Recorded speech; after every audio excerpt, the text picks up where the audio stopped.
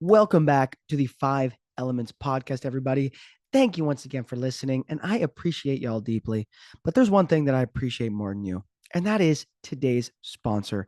And I mean, I have really just been blessed with the amount of altruistic, incredible sponsors that have lunged at me to be a part of this experience, this program that really is an experience.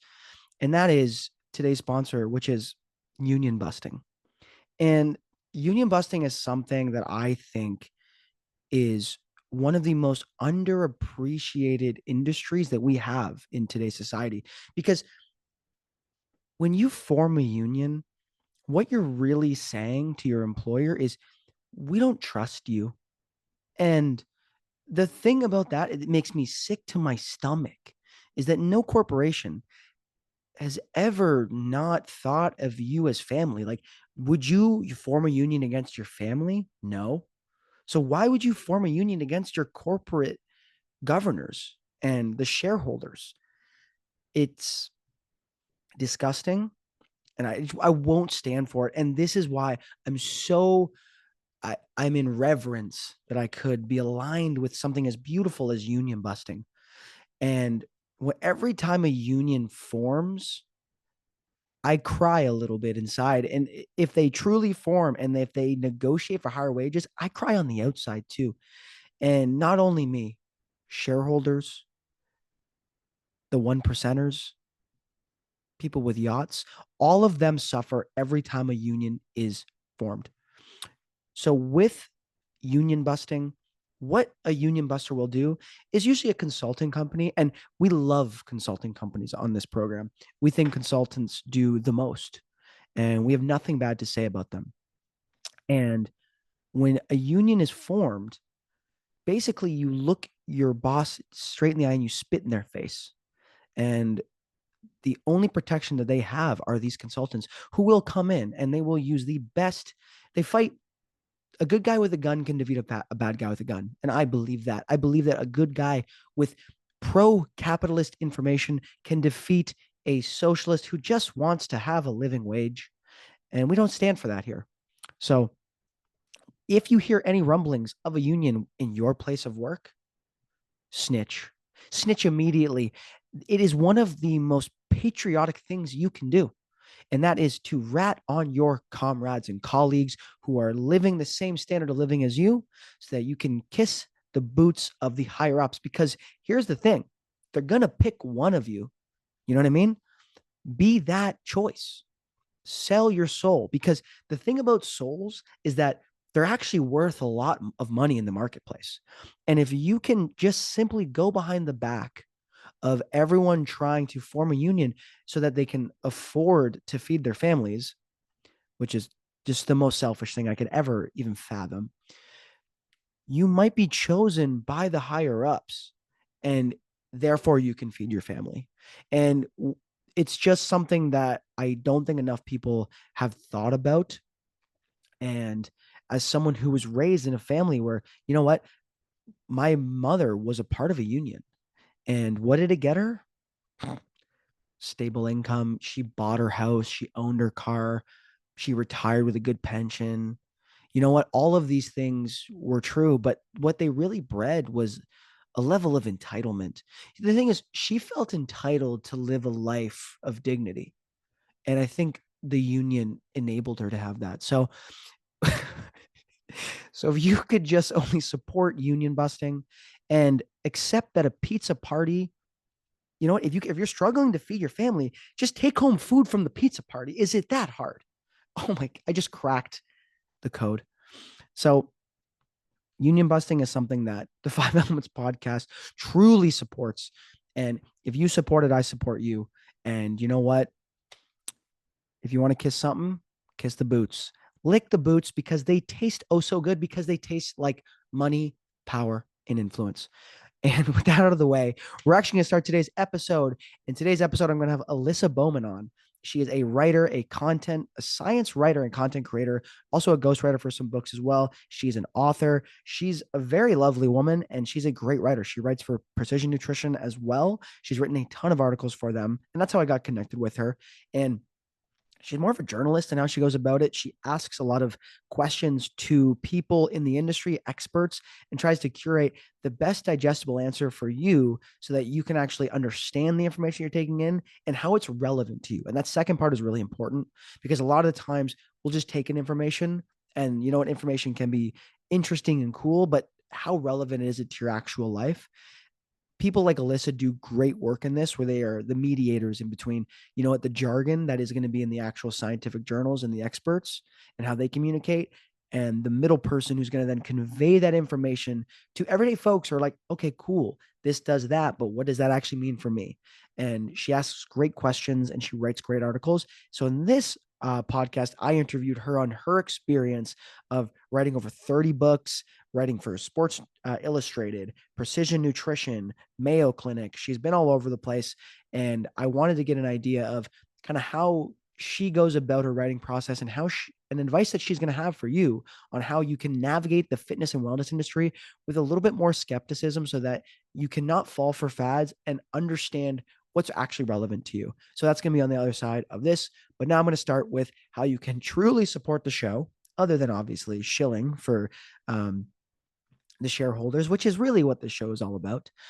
In a real sense, you can leave a review and share the pod. That actually helps us tremendously. So always remember to leave a review and share the pod wherever you can if you find this show helpful. Next, you can subscribe to the newsletter. I'm trying to get a little more active on it again, but when you subscribe to the newsletter, you will receive a free 12-week program, and the program is going to come with a link that you can actually copy and fill it on your own. There's going to be YouTube links of me doing all the exercises of everything in that program. It's more of a beginner one, but it'll be very helpful for you if you don't know where to start with doing a new program to get back into the gym. And next, you're going to get a how to make your own meal plan PDF. It's an article I wrote a long time ago, and I turned it into a PDF so that if you know what, I could give you a meal plan. Well, I can't because I'm not registered to do that, but someone could give you a meal plan, but that doesn't really teach you much. I made the how to make your own meal plan PDF kind of under the idea of teach somebody to fish as opposed to give them a fish. So there's a lot of resources in there that can help you understand how much food you might need to eat depending on your goal, how you can actually understand how much that food is, protein, fat, carbohydrates, examples of those, and how to actually create your own meal plan with some flexibility so that you can continuously add to it and not be constrained over having to follow some rigid meal plan and not understand what even goes into that.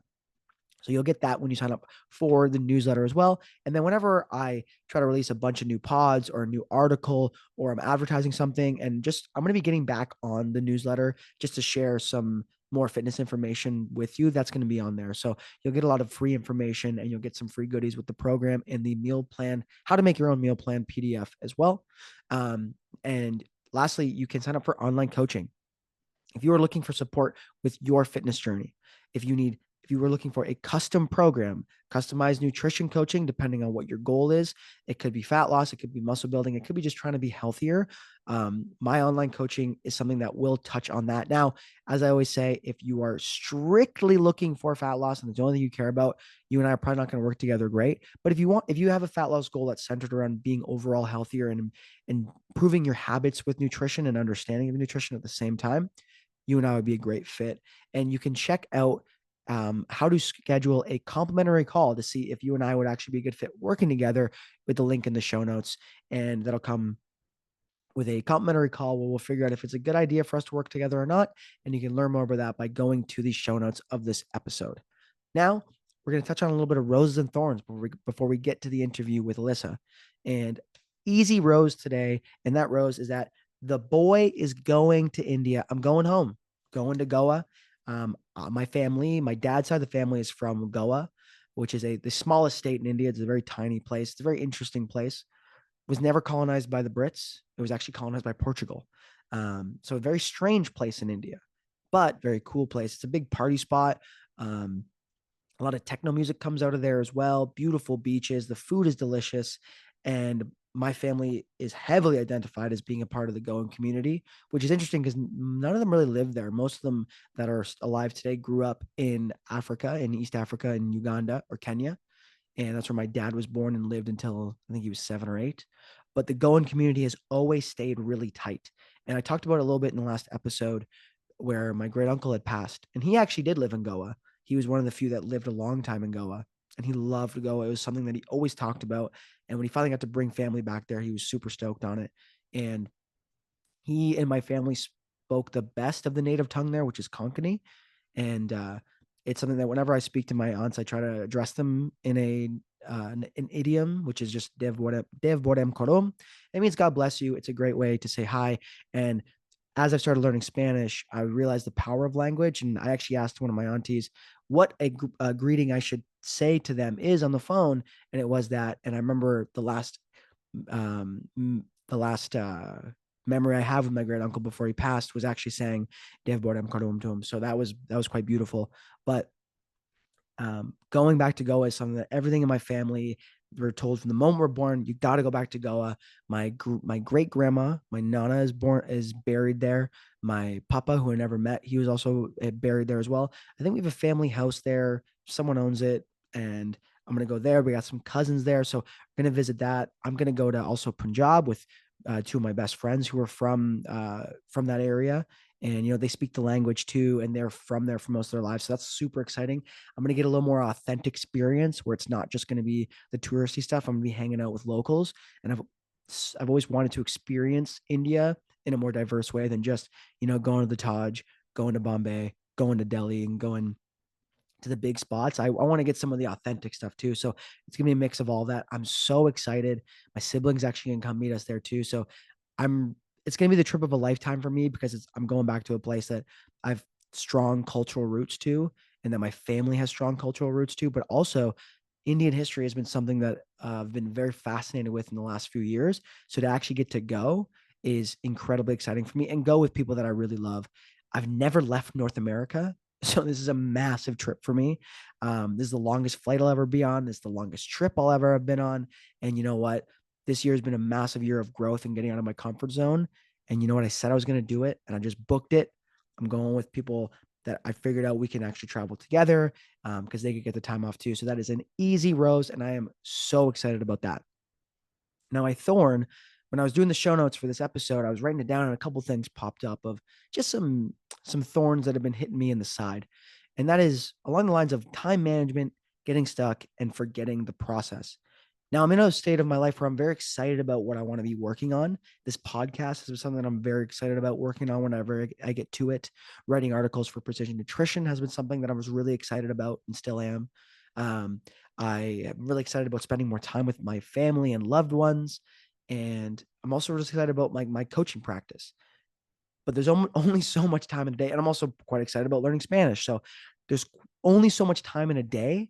And I have been overextending myself a little bit, but at the same time, fixating on all the things that I can't do. And I don't know if you've ever done this, but sometimes I'll just exhaust myself thinking about everything that I should do. And then I don't do anything. And that happens more often than I would like. So a state of mind that I've been trying to challenge myself to get into is just do one thing at a time and try to be as present as possible. And that is so hard, but it pays off quite well because after a week of it, I'm like, I did a few more things than I would have normally done. And that's not the most enticing, like, um, marketing strategy, I guess. Like if someone said that to me, like, hey, I'm going to help you do a little bit more this week than you normally do and be a little less stressed. I don't know if I'm clicking that, but that's really what most of us need. We don't need radical transformations because those are really hard to achieve and take a ton of time. And if the time is the one thing we're short on, I don't know why we think that a time consuming massive project is going to be the thing that gets us out of the way. So I've been trying to make that gradual shift to just one small thing at a time. And even with case in point, recording this, I just finished recording with Alisa.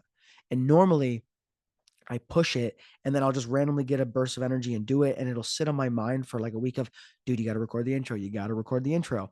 And I was like, you know what? I'm just going to do it. I have some time. It doesn't need to be perfect because sometimes I feel like I need to be in the perfect state to start creating. And that's not true. Once I get into it, I'm cooking. I feel fine right now. Is this amazing content? I don't know. You tell me, but I feel pretty good. But there's that flinch that I got to get past to just kind of do the thing. And chunking it down has been quite helpful to me. Just focusing on one thing at a time and realizing that, you know what, if I'm scattered doing a bunch of things, I'll do them all poorly. If I'm focused doing one thing, I might do less overall, but I'll do way higher quality and feel quite confident in it. Fire trucks are here. City's been gnarly today. I actually biked by, if you know Toronto at all, one of our most horrible roads you could ever find yourselves on is the DVP. It's where dreams go to die. The traffic there is atrocious, and that thing was over flooded completely. There's a river beside it, and I was biking by home from the gym today, and it was completely flooded, car stuck there. Hope everything's okay. But I come home as well, and the bridge right beside my condo completely flooded under too. So the rainstorm hit us quite bad today, and I assume that those fire trucks are for that. So that's my thorn for today. That's my rose. All good things. The boys going home. I got to work on my time management and being more present in the moment. And it's for being excited about life, and that's good. But sometimes you can get so excited you exhaust yourself. Don't do anything when you could just do one small thing and then feel guilty about it. I'm trying to get out of that state because I'm trying to not feel guilty about not doing everything. How about you just do one thing? I'm basically talking to myself right now. And that's going to be it before we get to today's episode. I'm going to get to the interview with Alisa Bowman, a science and content writer. She writes for Precision Nutrition. She writes for Sports Illustrated, Mayo Clinic, and she is an co-author of around over 30 books, I believe. And just a wonderful listen. Her and I talk about how to navigate science and fitness in a way that's not going to have you falling for the traps. And there's a lot of gems in there that you'll find helpful along your journey, especially if you can relate to falling for some of the fads throughout the years. I've fallen for a ton of them and I've talked about it. She's been more skeptical and has really refined her ears for this over the years of writing about it and investigating it and kind of seeing how the tides have changed. And it was a great interview that was really smooth. And if I'll see you on the other side. I don't know. I'm just rambling now. I'll see you on the other side. Cheers. Okay, Alisa, welcome to the podcast. Yeah, thank you. Thanks for having me. Thanks for inviting me on. Yes, how are you doing today? I'm well, although it is almost 100 degrees here. I can't go outside for very long without sweating. So it's that hot out in Pennsylvania right now? Well, I mean, I'm sure we've hit 100 before, but what's hot for Pennsylvania is that it's continued for almost 2 weeks. We don't usually have heat that lasts this long without breaking and See, without cooling down at night. I actually love the heat like that. I'm Yeah. I'm weird about that. Like, I actually I like when the sun like hurts my skin when it's touching it, which Oh, that's funny. I'm not sure why I live in Canada. Doesn't make a Yeah. lot of sense because it's been like that here too. hmm Yeah, yeah. It just to show that people aren't used to it here. I went for a walk last night around 7:30, 7:45, and it was about 91 degrees at that point. And one of my neighbors was like, "You better be careful. It's hot outside." And I'm like, "I'm not going very quickly. Yeah, yeah. I'm okay." It is funny when you're in a climate where that stuff doesn't happen. Because I remember Yeah. hearing stories when I was a kid of like one time it like snowed in Florida. There was frost on the ground and like the city that it happened in shut down. And as a Yeah. Canadian, and you as a Pennsylvanian, you're like, all right, like calm down. You can handle a little bit of snow, but we Yeah. can't Yeah. handle the Yeah. heat like that. Yeah, yeah, for sure. So you It's hard on the animals to some degree, but it's okay. We'll see fall at some point. you got the doggos? Yeah, I mean, because when it's this hot, it's the cement, like the street will burn their feet. Oh So yeah. it's yeah. Actually, I was having that on the deck the other day, and I was like, man, this is gnarly. Like you gotta like wet the deck just to hmm walk on it. Um, Exactly. Okay, so let's get started talking about kind of your story because you've been in this game for quite a bit of time. Yeah. That's how we got connected because we both do some contract writing for Precision Nutrition, and anyone hmm listening would be familiar with them. But you're quite decorated, and you've written for PN quite a bit.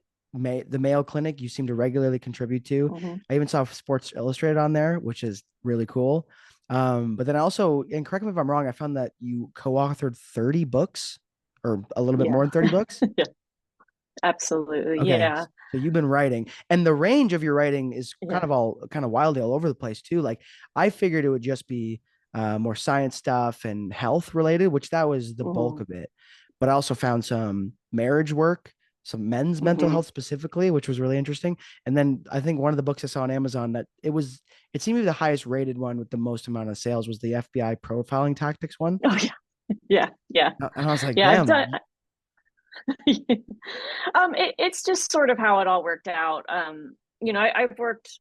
full time in many different capacities. I started as a newspaper reporter. I worked for a publishing house for a while, which is what led to the book work. I worked for a Runner's World magazine for a while, which led to magazine work afterwards, and then worked for Hearst as, I guess I was called a product developer. It was a very strange, like unusual job, but and then Precision Nutrition. So all of those led to different skills, but all of those skills involve words. And then my specialty is health and science, but because of the newspaper background, storytelling is a love of mine, and it's something that I also excel in.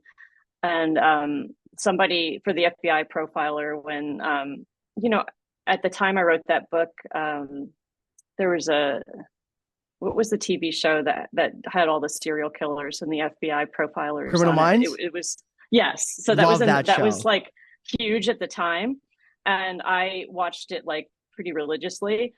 Which I don't know what that says about me, but anyway, Yo, somebody I was like, watch it "Hey," all the time too.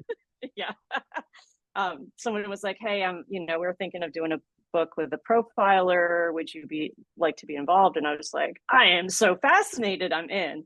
And Mary Ellen O'Toole, the profiler that I wrote the book with, was just amazing.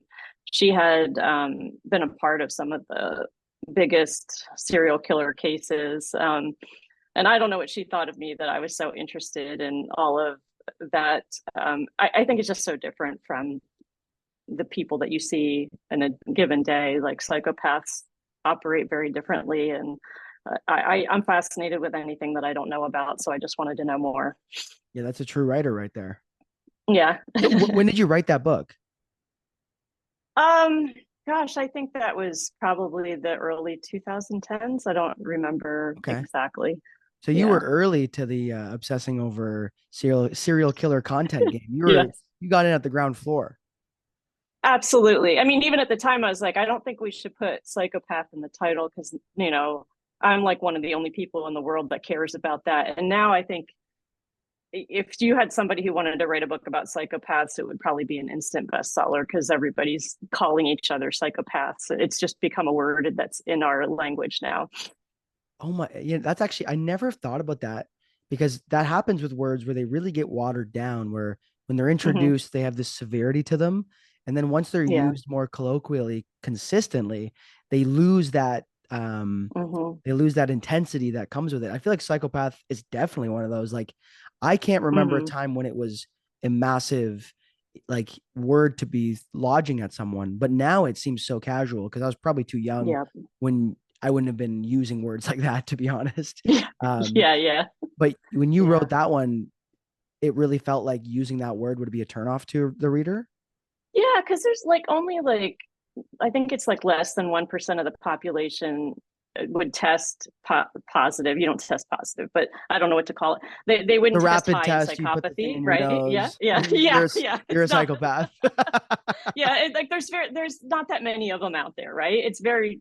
So I was like, well, who's going to really read about like what a psychopath is? But now people are fascinated by it, and I think maybe things that happened in the actual news too makes people curious about why would someone do um, why would someone murder children, for example, or do some of these horrible things. So um, I mean, it's good to wonder, but they are, from what I learned from Mary Ellen, very distinct individuals with no empathy and lots of narcissism. Yeah, Yeah, 100%. I mean, that's another word that's tossed yeah. around so casually now. Mm-hmm. Like everyone's a Yep, everybody's a narcissist. narcissist. Yeah, Yeah, we used to call people selfish. Now everybody's a narcissist. Yeah, yeah.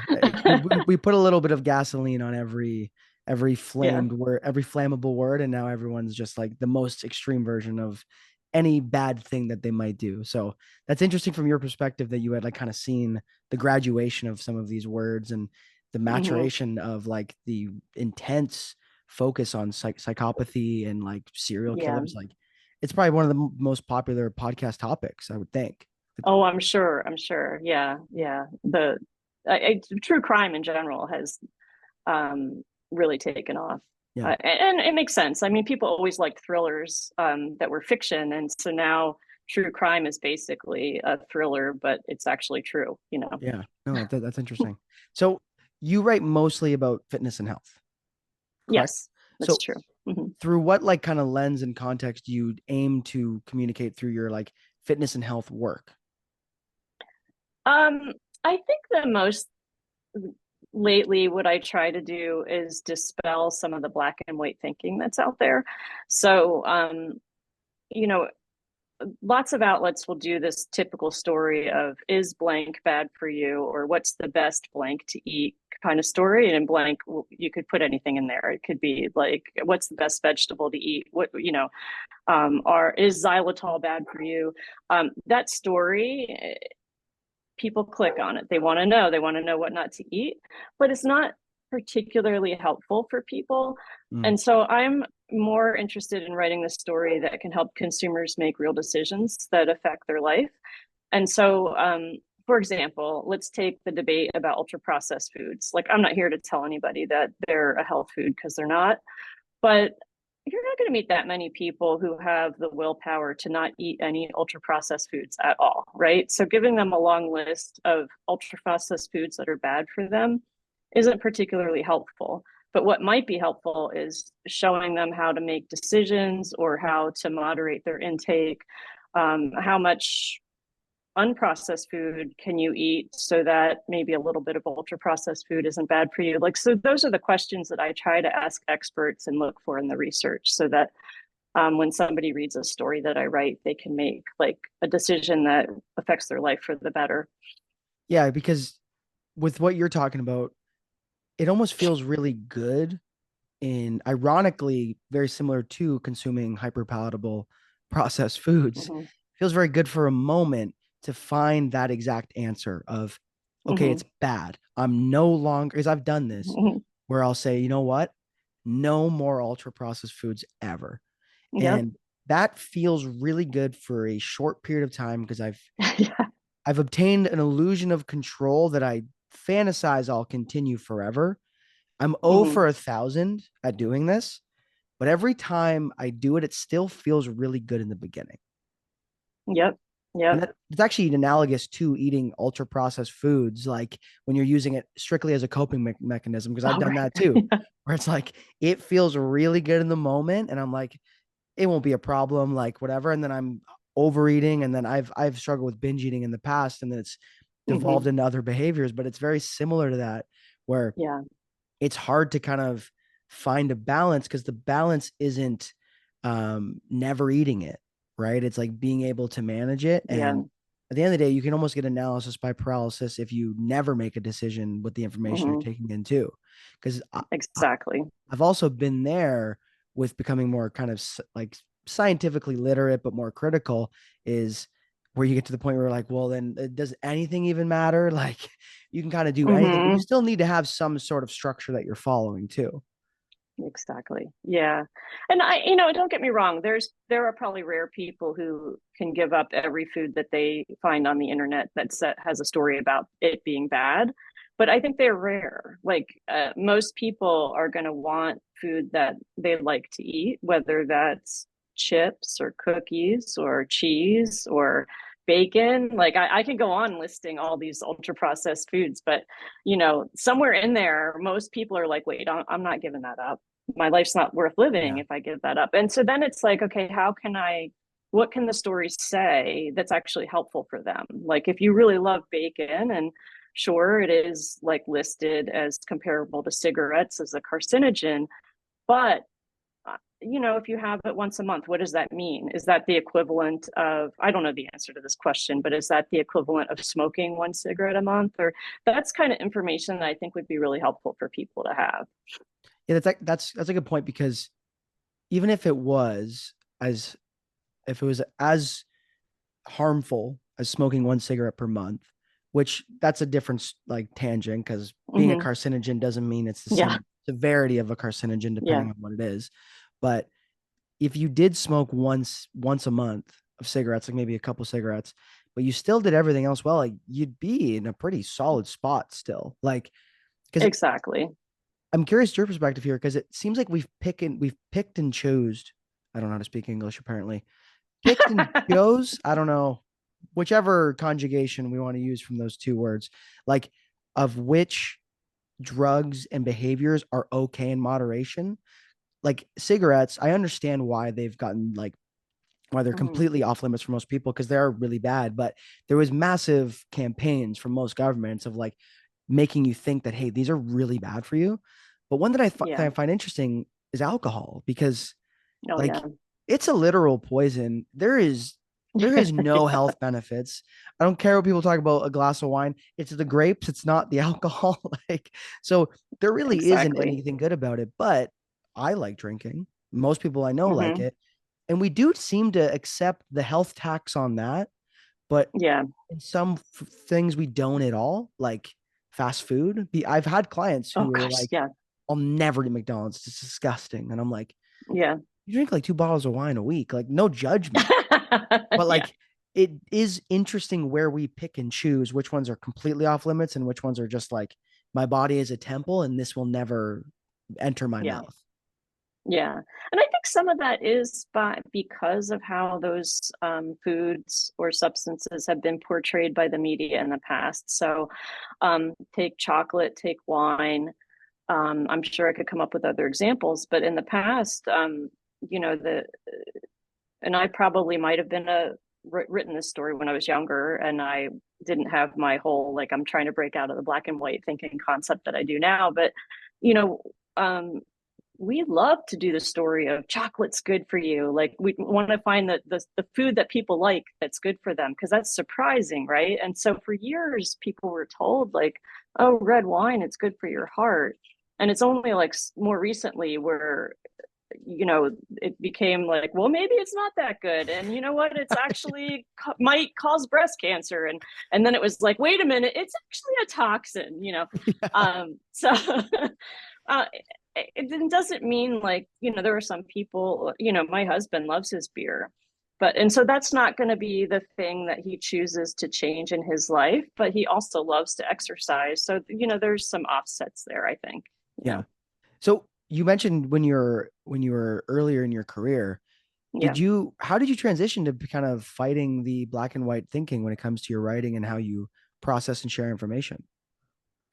I think that comes from my time at Precision Nutrition, because I went through their certification, and then some of their concepts, like trying to eat a little bit better versus, you know, before then it was like either good versus bad. Your diet was either good versus bad, as opposed to, okay, here's my starting point. How do I get it a little bit better than where I am right now? And all of that continuum thinking, like, which is something that really resonates with me on many levels because it mirrors like harm reduction, and Yeah, which is a concept that I was really already familiar with, and I was like, why don't we do this with everything, because love it's that. doable for people, so I think precision nutrition is probably what changed me, although I was already sort of headed in that direction, and it was sort of like it gave me an answer or a way of thinking about nutrition and actually all of science that I was already looking for. I just didn't know it yet. That's so funny what you were talking about there to me because you said something very Yeah. basic, but also revolutionary at the same time for a lot of people like myself and people like yourself Mm-hmm. who were trapped in that way of thinking was why don't we just try eating a little bit better? Where Mm-hmm. it made me think of because we have historically most people in the fitness industry and with health have such a toxic relationship with health and wellness, and Yeah. it mirrors when like you're in a really toxic relationship with a human, like your parents, could be a spouse, could be friends. When you're used to a really toxic relationship, the most basic human advice seems revolutionary, where it's like, why Yeah. don't you just communicate your needs? And it's like, whoa. Yeah. The first time I heard that, I was like, that's not allowed. Like that's Yeah. paradigm shifting behaviors. Like, oh, if you don't like that, you can tell them, hey, that's okay, but I'm not going to participate in that. It's like, no, I can't tell it to my Yeah. dad. It's like, no, you can. But when you're used to these Mm-hmm. types of relationships, they feel like it has to be, you have to do something extreme instead, right? Yeah. Like shut them out, like never speak to them Mm-hmm. again, or blow up back. Like you fight fire with Mm-hmm. fire. But with this context, with kind of changing our relationship with food, it's like, well, you know what? We were told we're in this really toxic relationship with food.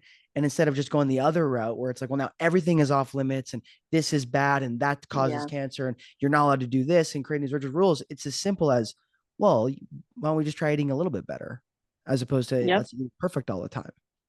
Exactly. Because eating perfect all the time for probably 99% of people isn't happening. Yeah, that's why, like you said, harm reduction. It's very similar Yeah. with working with someone Yeah. who's struggling with addiction. It's like if you don't know any better, someone will say, "Well, just stop doing it." And I'm like, "Well, they're humans will never stop doing drugs." Hmm. I just Exactly. I don't know Yeah. what you think you're gonna do by getting us to say we're just stop doing it. Yep. It'll never happen. Like, but how Right. can we reduce Right. the harm for anyone who is going to do that? Yeah, and I think that that works for anything that you want to do that falls into the self-improvement realm can be looked at that way. So maybe you feel like you're on your phone too much, and your first thought might be, "Well, I'm a bad person that I'm on my phone too much. What's wrong with me? I have no willpower. I'm addicted. I'm never going to be able to stop." Right? Like that's one way of thinking about it. But another might be, okay, I spent 4 hours on my phone today, and on average maybe next week I'll try to do 3 hours and Hmm. 45 minutes on average, and you might cut it down that way, or you might say, okay, before I go on my phone, I'm going to do this one thing that's good for me. Maybe it's like take a walk around the house or something, and so you start to reduce the harm, but you haven't given it up. And I think most people aren't going to give up their phones anyway. I mean, mine's my flashlight and it's my calculator. Like, how could I give up my phone? I wouldn't, I'd be lost. I wouldn't be able to, I actually literally would be lost because I Wait, wouldn't be able to listen, drive anywhere. that's the two first things you think of with your phone is a flashlight and calculator. Yeah. I don't know. I use my calculator a lot. That's Actually, I awesome. use the flash. That's like the But most it, wholesome way to think. Like, I need this thing. It's my flashlight and my calculator. yeah. But they've become like it's the new Swiss Army knife, right? Your Yeah. smartphone does almost everything for you. Um, but yeah, like I think most people don't think about that. And even in our relationships, we think, oh, either this person's in my life or they're not in my life, right? That's the black and white. Yeah. But maybe it's like, okay, in what way? That's the third choice. In what way will I have this person in my life? And I'm not saying you have to keep people in your life, but it's just that it's another question, it's another option. Usually we think we only have two options, and there's a maybe consider, like, when you feel stuck between those two things and neither one of them feels good, be like, wait, is there a third option? Yeah. That can be very eye opening for people because Yeah. I mean, it's that horseshoe theory of like on both extremes, you're kind of doing the same thing. And that can be Hmm. political or nutritional or whatever. Because I've seen people go from being vegan to carnivore. And I've Yeah. seen people who are like, I'm a carnivore to vegan. And I'm like, you kind of just did this. You're doing the same thing, just you're wearing a Yeah. different mask essentially. Like Yeah. playing the same sport, you're just wearing a different jersey now. Like, Yep. Yeah. and there you haven't explored that third option because I don't know, like to me that third option doesn't you don't get that same dopamine response of the excitement of like, okay, here we Yeah. go. Right. There's always the I found the thing, the Mm, the thing that's going to change my life. It's going to give me energy. It's going to help me sleep. It's going right. And maybe it does for a little while, because when you go on an extreme diet, then you're by definition not eating something that might have been making you feel bad. But although it's kind of hard for me to believe it feels good to only eat meat for many different reasons. Digestion leads the list. But anyway. yeah, no, I mean people rave about it. I've never done it. Yeah. I can't imagine it feeling good either, to be honest. But Yeah. some people say Yeah. they really rave about it. Yeah. I'm Yeah. curious with your experience. Did you come from a place of having a lot of black and white thinking about fitness and nutrition? Yeah, I mean, I think initially I was just interested in it. I did track and field in high school, and so I think I always wanted to find a way to, run faster. And if you told me like eating broccoli would help me run faster when I was in high school, I probably would have been like, all right, fine, I'm eating broccoli. Or, and I probably back then would have tried any supplement or any extreme to do that. And so, it's really been more recently, especially with aging, being like, okay, I want to age better. I want to have a longer lifespan and health span. But what does that mean? I Mm, also want to have pleasure. I don't want to like not have pleasure in my life. So then you start looking at like, okay, there has to be a balance to this stuff.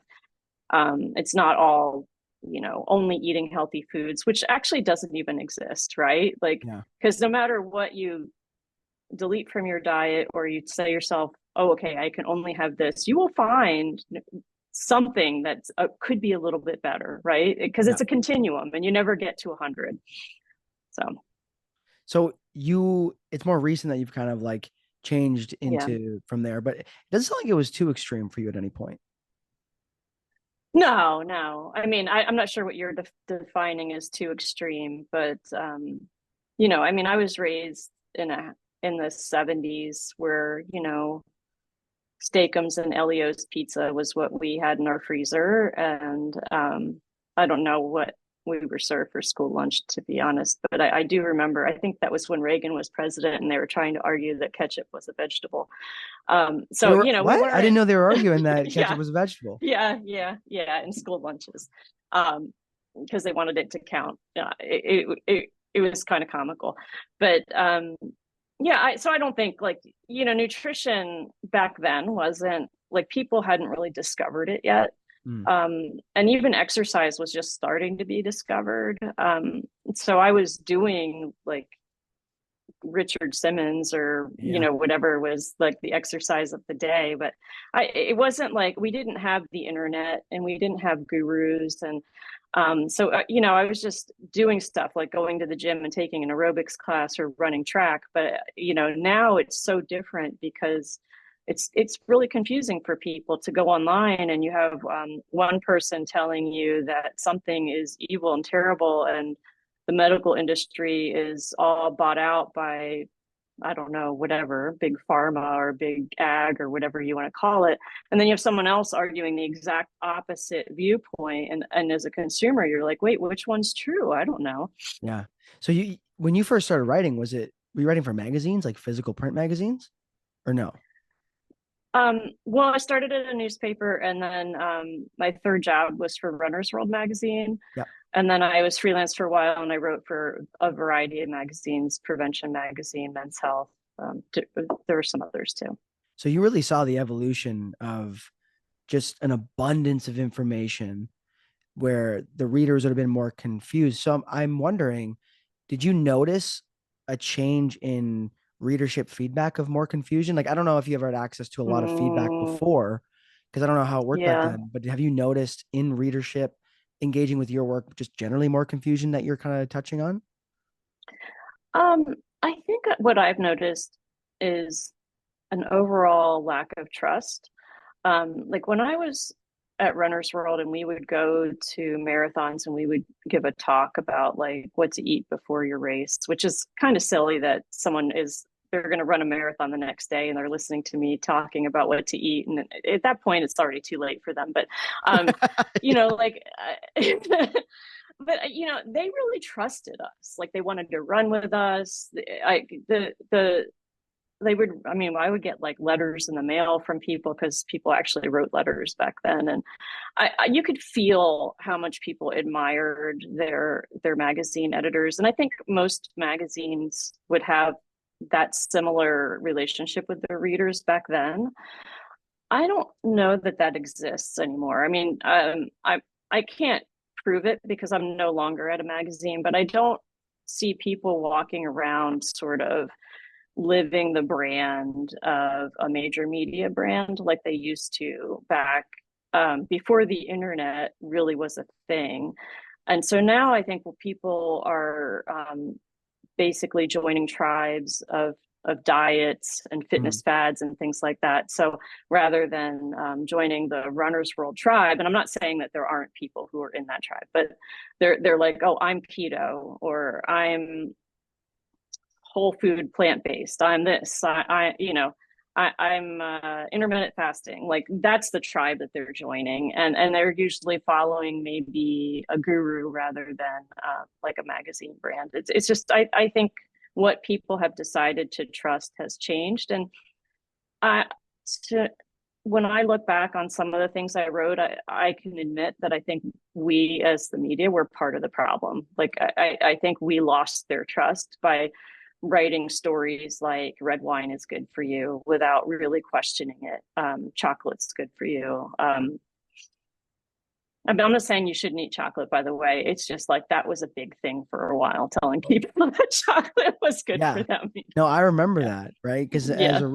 as a reader, you'd be like, "Oh, that's awesome," and then you would do it, and then maybe the Yeah. next month, maybe you would do it, and then you'd be like, "Well, this doesn't feel like it's good for me," Mm-hmm. or then 2 months later, even the same media outlet might run a story saying chocolate causes cancer, and you're like, "Wow, I don't." Mm-hmm. It's really, it does feel like you're how some media outlets have done it was just obviously to get as much clicks and as tons of Mm-hmm. competition, and you're trying to keep your advertisement dollars up. Like there is a Yeah. sacrifice there that was made, not with everyone, but obviously with some institutions where it did breed a level of mistrust. But one thing I find also interesting is on the other side, then there was a market for people making their entire identity online, like never trust any sort of Mm-hmm. media, but they Mm-hmm. Mm-hmm. themselves are a form of media. Like Exactly. I'm Yeah. someone who has a natural skepticism of like too much pharmacological intervention for everything, but I still am like Western medicine is great. Like, does that mean that every institution and every private company is doing good things? No. Like what the Yeah. Sacklers did with the OxyContin, like that is Mm-hmm. undeniably an atrocity. Yeah. But Yeah. the person who is making their money off of all of like saying don't trust big pharma at all, they're usually selling some sort of supplement that has almost no evidence behind it. And I'm Mm-hmm. like, Exactly. it's not just this altruistic Jesus like character who's like, I don't, Mm-hmm. I'll wander around and be poor and just give the good word. Like that person doesn't exist. It's someone basically like an Alex Jones type. Like he made all Mm-hmm. of his money off Mm-hmm. supplements and he made all of his money Yeah. off telling people not to trust the media, but in himself became a media outlet. And I don't think a lot of people realize he made most of his money off selling supplements. Yeah. Yeah. Because at the end of the day, I you got to know. make your money if you're an institution like that. Yeah, I think it's important for people to realize that a profit is being made, because it's easy to forget. If you, probably the best example I can give you is the diet book industry. Mm, Whenever a new diet comes out, and I mean new diets come out every day, but I mean like the kind that hit the bestseller list and stay on there, there's almost a formula for it, and it'll be like, here's this magic ingredient, and you add this magic ingredient to your diet, you're going to lose weight. And you can go and look back through all the best selling diets and you can see this formula at play. And it's not about having a moderated diet or a well-rounded diet. It's about, like, you go back to the 60s with the grapefruit diet. That's a mm. perfect example. Grapefruit was the magic ingredient.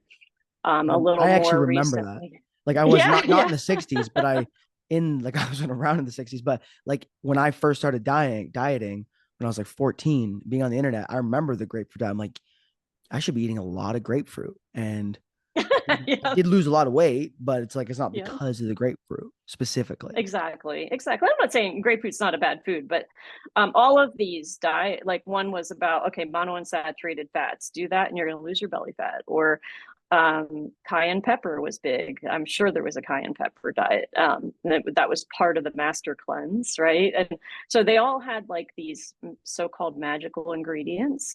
And I remember thinking at one point, I was like, you could make any diet, like I could make an avocado diet, and if you got the right, paired it with the right guru, it would be a bestseller. And it doesn't even matter because they're all calorie controlled. I think that's what people didn't understand. Yeah.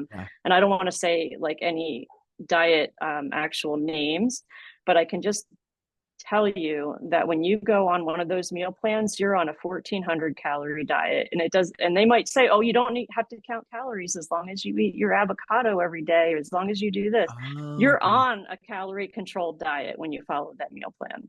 So those, as I assume you had to read a lot of books for your research and for writing, like, Yeah. so whenever you would find them, that do you actually do the math on the calories when you'd see the meal plans at the back? I was the reason I know so much about this is I was usually like the ghostwriter on some of these books. And so I knew exactly what the mechanics were behind the scenes and how those diets Wow, worked. Yeah. that's Yeah. super interesting. Yeah. So what is a ghostwriter actually? I don't know if a lot of people know what a ghostwriter actually is. Um, Usually you take somebody who has ideas or expertise. So I call that person the expert or the author. And that person is paired with someone like me, whose my expertise is words and typing things. And so I help them take their ideas and get them onto the computer screen. Sometimes authors just don't have writing skills, which makes sense. Like Yeah. if you got your PhD in the sciences, you might be able to write some things, but you might not be able to write a whole book. Um, and some people just don't have time. Like if you think of celebrities and how what they're doing, to promote themselves, they don't have time to really write a Mhm. book. So a lot of times, people like that will be paired with a writer or a team of writers to help them shape their project, and that's what a ghostwriter is. So when I read Slash's autobiography, it was unlikely he typed everything for that book. He probably got interviewed. I don't know. I can't say. I can't Yeah. say. I don't know for sure, but I would say most of the celebrity books you see out there, there was a writer involved somewhere. Like if you think of, this one is public, so I think I can say this for sure. Like Prince Harry's book was actually written by his last name's Mo Ringer. He wrote a bestseller. His own memoir was a bestseller, and so he's done a few celebrity books, but he's actually been on the cover, so nobody's Okay. trying to hide that from others. It's really obvious that he's the writer on the book. That makes sense. So you ghost wrote on some books that did have the diet stuff in it. Yes. Yeah. And that's how you know about, okay, that's it. That's really interesting. Yeah. Because they, I mean, Yeah. I learned that term. I knew that term actually from hip hop. Okay. So Which, oh, like the ghostwriter term? yeah, so it'd be an Okay. insult where it was like, so Drake, he's obviously from Toronto, Yeah. and there was allegations like 10 years ago that he actually had a ghostwriter on all of his songs. And like for some pop Oh. music, everyone knows it, but certain types Mm-hmm. of music, like it's sacred that you write your own lyrics, and rap and hip hop is one where like you never want to Mm. be caught doing it. And I was like, oh, Yeah. but then I actually heard it. So I only knew it as an insult like when I Yeah. first heard it. And Yeah. then I saw someone that I liked online that I looked up to their work and they're a writer and they're like, yeah, I'm a ghostwriter. And I was like, wait, why are you snitching on yourself, dude? Like I didn't realize it was an actual thing. And then I did learn over time, like, oh, okay, that does make sense. Cause I'm not sure Yeah. Britney Spears wrote her book. She might have wrote parts of it, Yeah. or like just to name anyone who's coming out with a massive, pretty well Mm-hmm. written book and they've never written anything. Yeah. I'm like, oh yeah, Yeah. that Yeah. it's kind of like when you realize Santa Claus isn't real. You're like, oh yeah, how could he get to everyone's house in the same night? Yeah, yeah, for sure, for sure.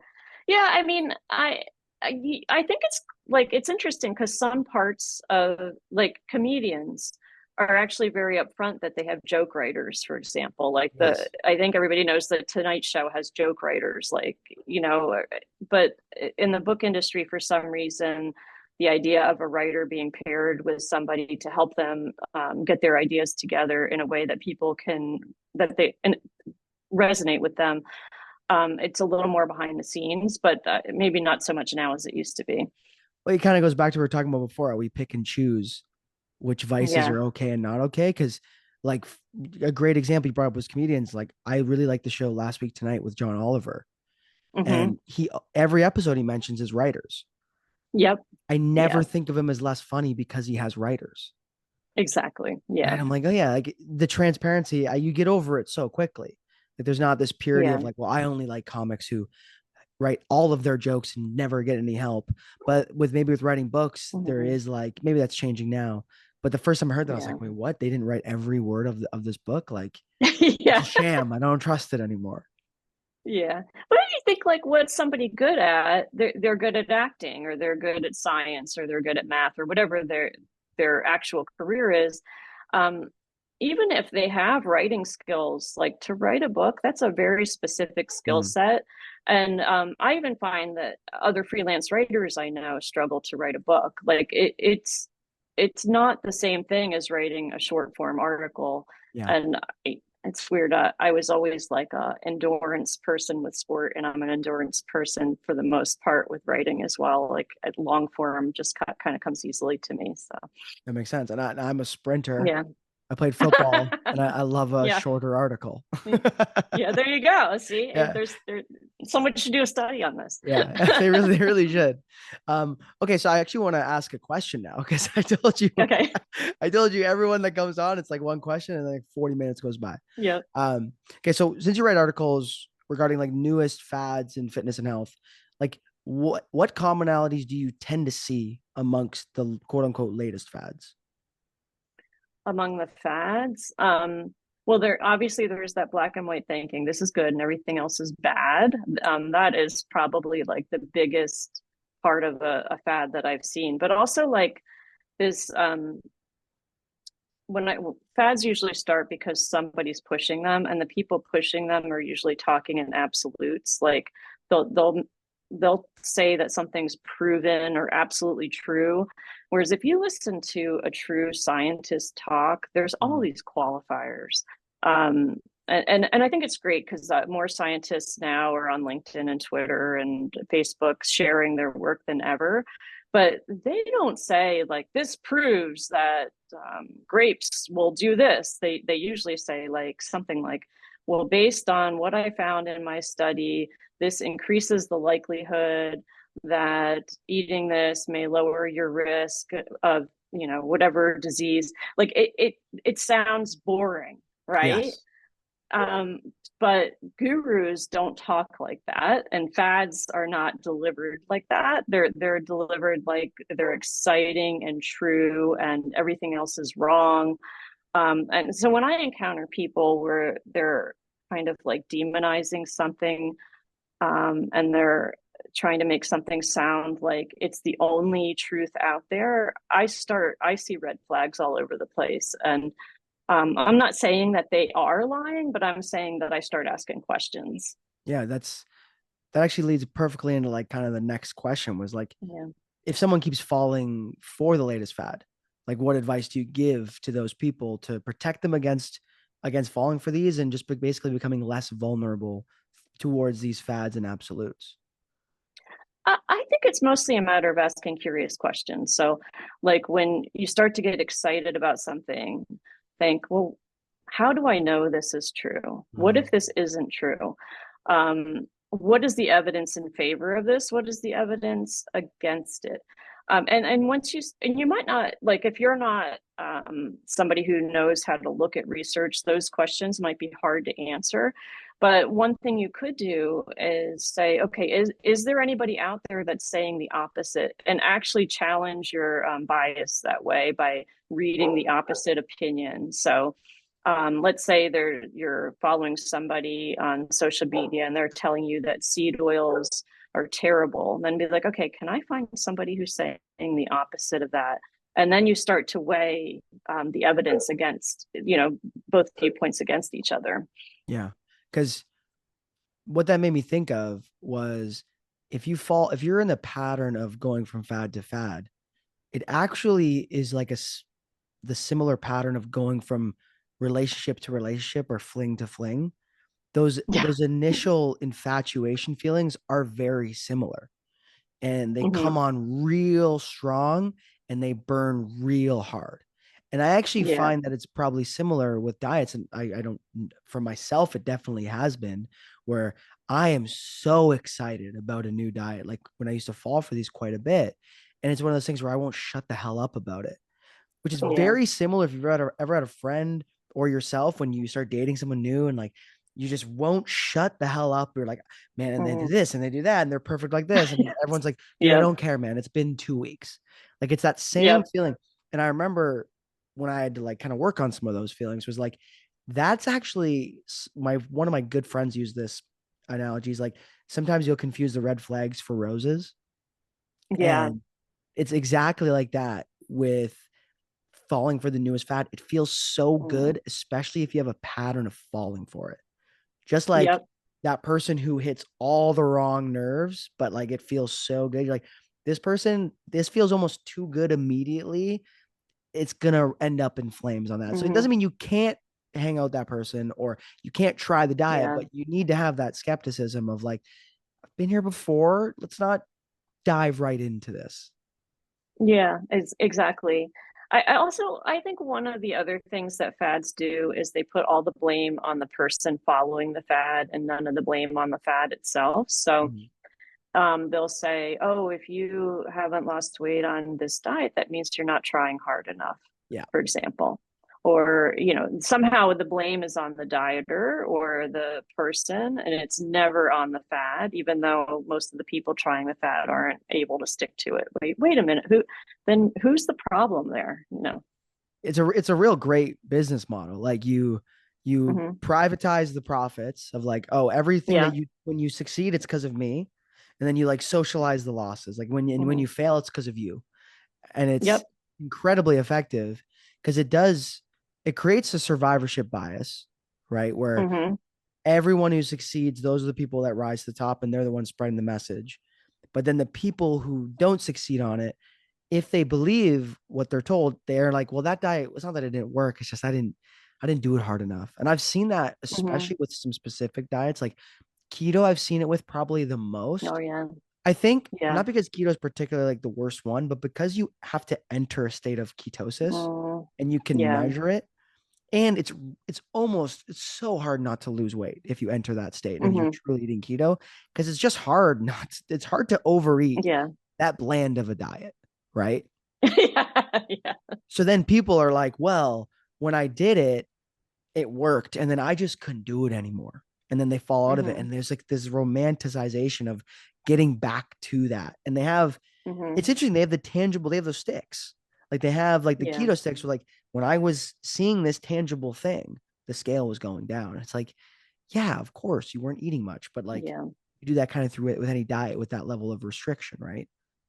Right, right, exactly. And being able to stick to something is a measure. Like I Yeah. think especially in diets, we own for whatever reason, we're only using the scale as our measure. But and so we're like, oh, I'm not losing weight. But that's only one measure. Another one might be, can I stick to this? And if I keep like not sticking to it, what is that telling me? And it's not telling you that you're a bad person, Yeah. because I think that's what people think. There's all this morality, this self blame that's involved, and that's just not true. It just means that the diet is so extreme that most people probably can't follow it, or it's not the right diet for you. Yeah, that makes total sense. I've done that too, where I've Yeah. moralized my ability to stay consistent on something. Where it's like, Yep. well, if I was a good person, I would do that. And it's like, why are we throwing moral Hmm. labels on these? It's like I either could do it or I couldn't. It doesn't mean Yeah. anything. Yeah, yeah. And if you think of like how humans evolved, like we evolved to eat for a reason because it helped us survive. So if anything, not being able to stick to a diet means that you evolved to be pretty strong, Yeah, right? yeah, 100%. Like you're not gonna be the person who dies in a famine because of how your the signals that your body's giving you. That's actually a sign of strength, not a sign of weakness. So I just think the way that people have learned to think about themselves is and the self talk, and it's not coming from them. It's coming from the whole industry, is it's wrong and it's harmful. Well, the industry does make a lot of money off of it, right? And like Yeah. Yep. I'll be honest, I've made money off of it, especially when I was younger. I didn't really Yeah. know what I was doing. And it Hmm. is this thing where you sit there like, dude, I could make way more money if I leveraged it. Yeah. Like, I actually Hmm. remember Hmm. it's interesting because I've been a trainer for like almost 11 years now. And when I first started, it was almost like we weren't aware of how harmful the stuff we were saying was. So we were just openly saying it. Hmm. Like it's if Yeah. you ever read like some historical journal entries from like people in like the 1800s, and you're like, whoa, Hmm. they just said that out loud. Like Yeah. that's the most Yeah. racist thing you've ever heard. But they're Oh, right, right. Oh, yeah, not yeah. even in like a judgmental way. They're saying it as if it's a matter of fact. And Oh, I'm like, yeah. whoa, Yeah. it's so interesting from this perspective now to be like, wow, someone might still think that, but they would have all these dog whistle words to hide it. So it's always Yeah. interesting to see the original sources. We were almost like that with selling personal training when I first got into the industry like 12, 11 years Mm. ago, where it was like, find their pain point and leverage it. Like my bosses Hmm. would say that to it. It's like, hey, use, Yeah. oh, they don't want to be fat. Okay. I remember I had a client, like a boss tell me like, hey, like remind them every step of the way. Like if they don't do this, if they don't sign up for this package, they're gonna Oh stay. gosh. And it's like, and I was doing it and I didn't think Hmm. twice about Hmm. it. And I'm like, yeah, Yeah. I'm like, that's not that long ago that No, one of the no. worst things I ever did was, and I thought I was in the right here, which makes it so much more like cringe, is I told the client, I was like, she had lost like 60 pounds working with me. Yeah. And I was like, okay, what I want you to do now is I want you to take the worst picture of you that you used to have and make it as your background of your phone so that every time Oh you gosh. see your phone, it'll be a reminder like never go back to that, which is actually so Yeah. atrocious. And the Yep. funny thing, Alyssa, I thought I was cooking up I was like, this is a foolproof strategy. Like I struck Yeah. gold here. Like I've Yeah. said repeatedly, I'm so glad didn't have a platform when I was first got in Yeah. this industry. I feel very bad for 20-year-old trainers who now have Yeah. social media and they Yeah. feel pressured to use it. I'm like, if I was airing out any of my thoughts and internalized beliefs when I was 18 to 20, my God, Oh gosh. I was doing Yeah. harm boots on the ground to all my clients, but I Yeah. could have been spreading that. And I had so much conviction in what I was saying that I maybe would have Yeah. actually cultivated a following because I had like the Yeah. the Mm-hmm. arrogance that really Yep. cultivates people being like, oh, you know what you're talking. I had guru energy for sure. Yeah. No, I think I can look back on my life and find things that I'm not proud of too, and I think that's a sign of growth. Like, let's like the fact that you can even talk about this, and be honest about it is a sign of growth. And we all grow, hopefully. Like, none of us want to be exactly the same at 30, 40, 50, or 60 as we were when we were 18. So I'm going to give you kudos for being able to look back and see that, one, that you did that, but also that you're no longer like that. That's great. Oh, thank you, Lisa. No, it's something that I Yeah. think about quite a bit now because I'm like, damn, because I'm very conscious of what I say on the internet now, as where back then Yeah. I was just saying anything. Like that's actually how I got into being more, I guess, critical was I make content that I wish my 20-year-old self consumed, Yeah. essentially. Yeah. It's the main Exactly. driver of a lot of the messaging that I put out. Yeah, yeah. I mean, I think like it's about like how do you really help somebody?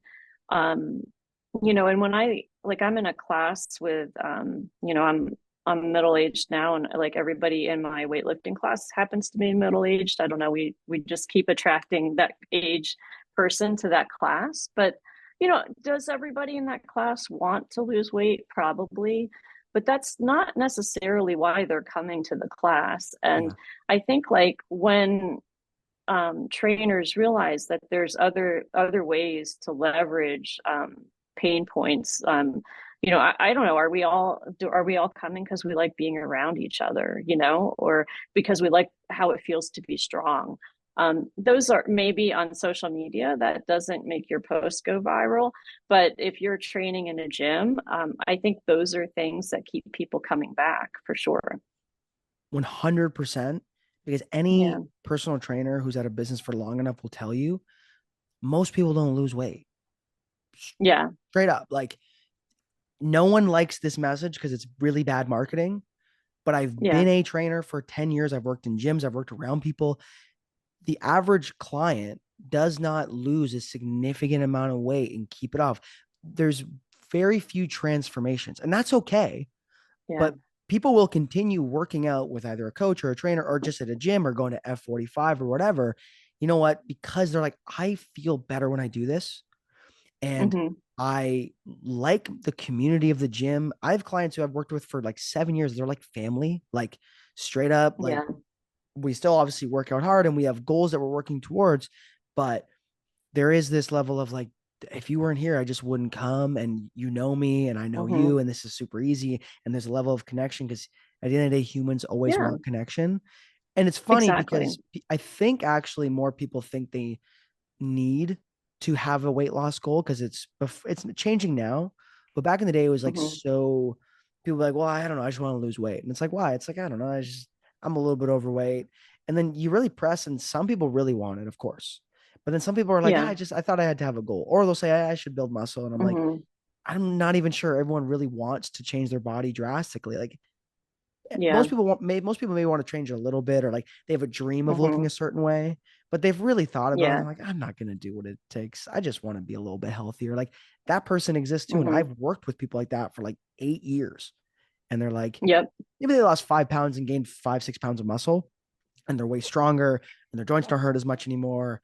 Not that they never hurt, right? But they don't hurt as much anymore. They Yeah. just feel generally better. And they're like, okay, this is cool. But to your point, that's a really hard marketing post to make. Like, Yeah, yeah. I think like so precision nutrition has that five whys exercise that gets people, they keep asking why they want to do something, why do you want to do it until they get to the real reason. And I think like when you're looking at pain points in marketing, if you can get to a different real reason that is truly motivating for somebody.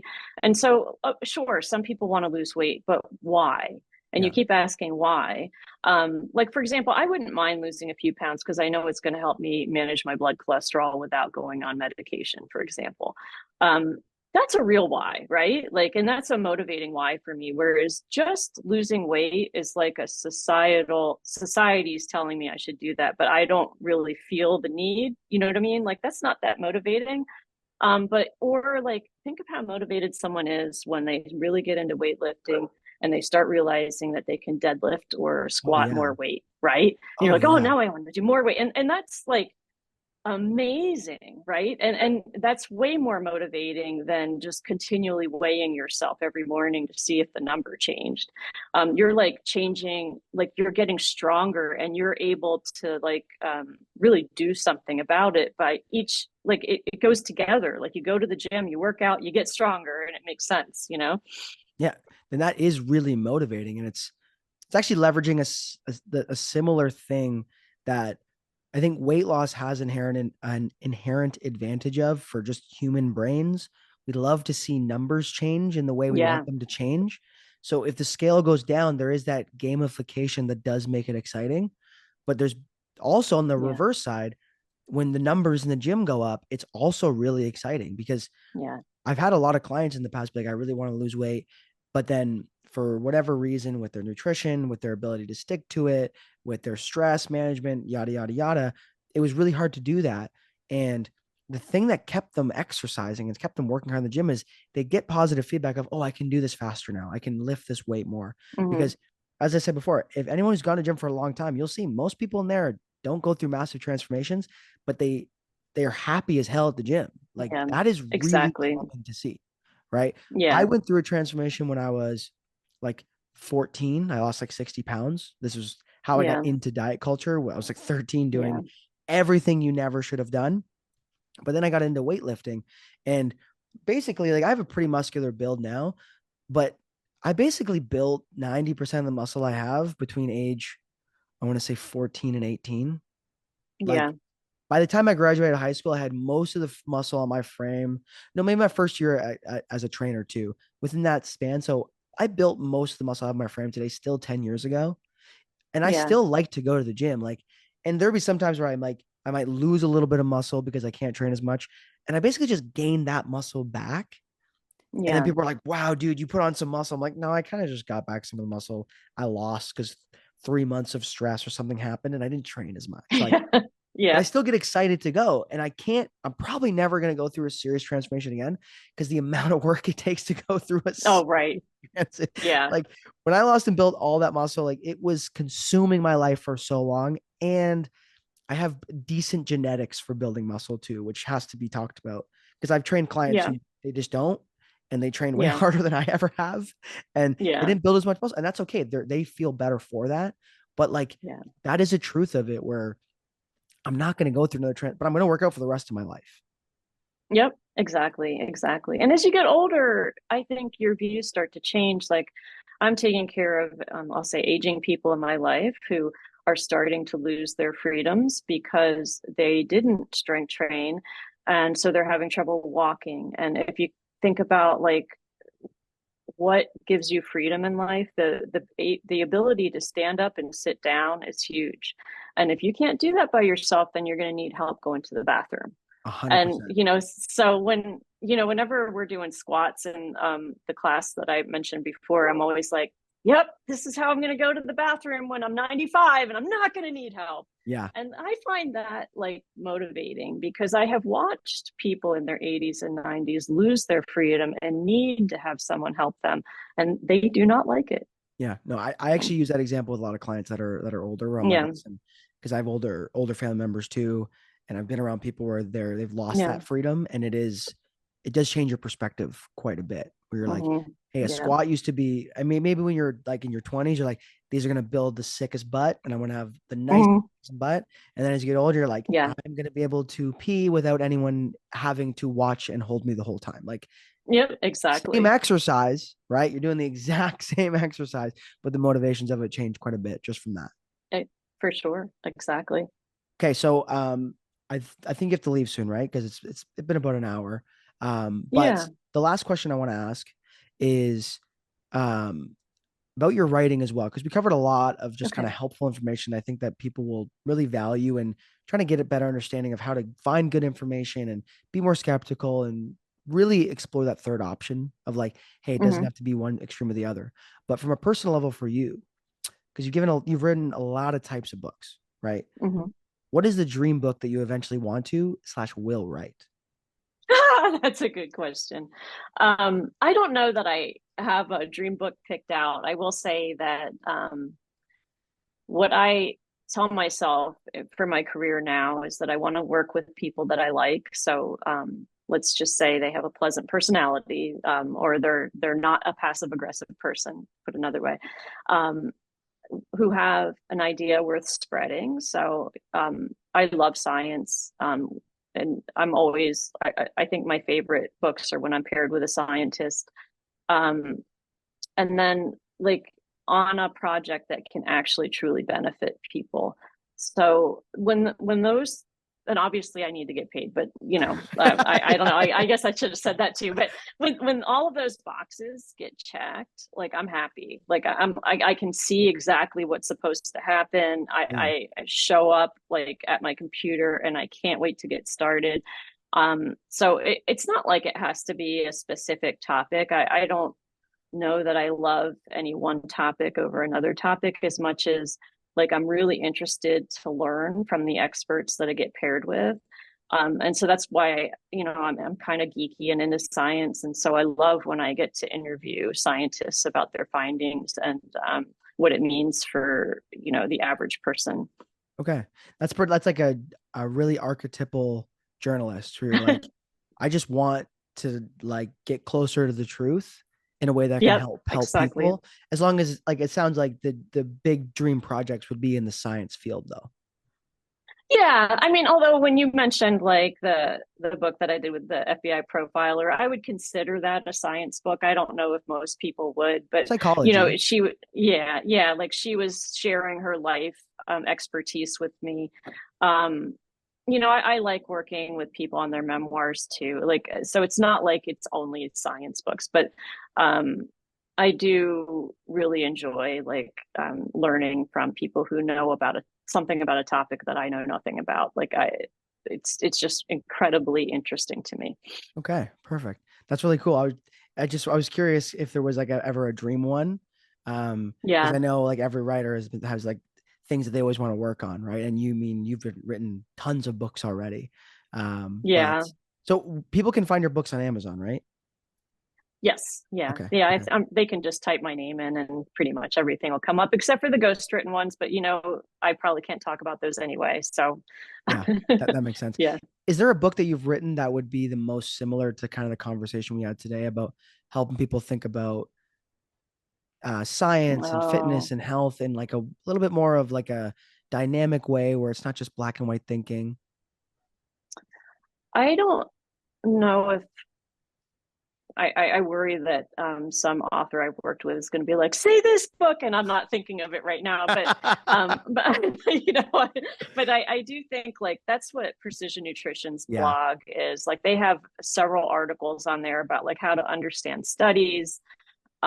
Even like not just me, like I think if you're really interested in learning how to understand research, like examine.com is another great love company examine. to follow.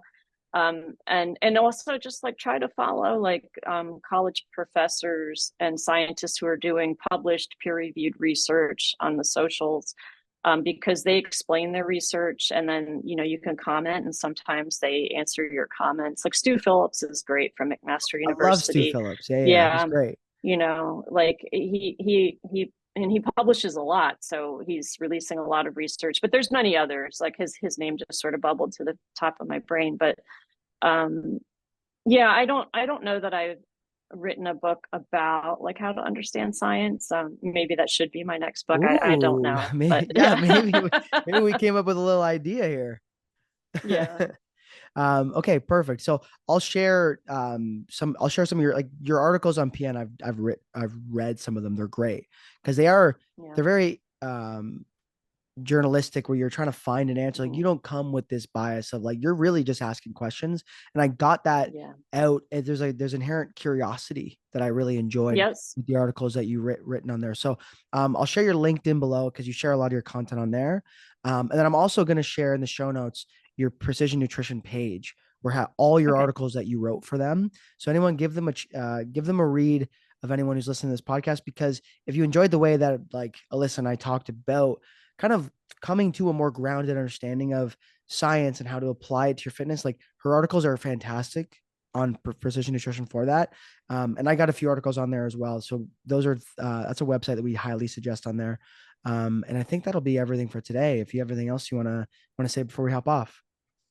No, no, that's great. I enjoyed talking with you, and thanks for including me on the podcast. Of course. Thank you for coming on.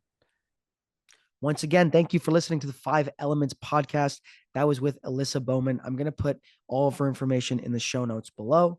Again, you can support the show by leaving a review and sharing the podcast with whoever you think will like this. If you sign up for the newsletter, you will get the 12-week free program and the How to Make Your Own Meal Plan PDF.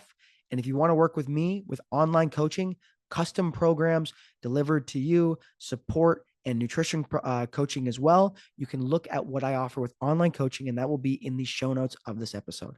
Thank you for listening, and I'll see you next time.